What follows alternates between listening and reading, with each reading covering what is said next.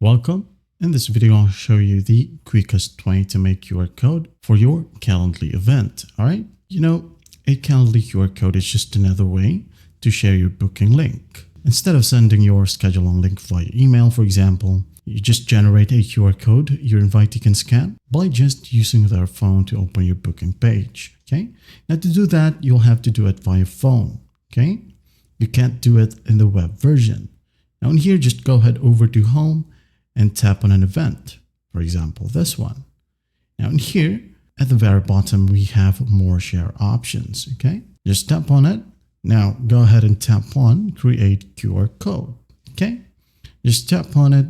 And once done, here you have your QR code for this event. Now you can go ahead and tap on save as image for you to have a copy, all right, directly on your phone.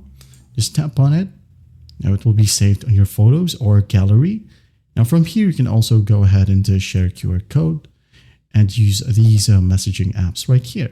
Just tap on one like so. Now send it wherever you want. Here you have your QR code.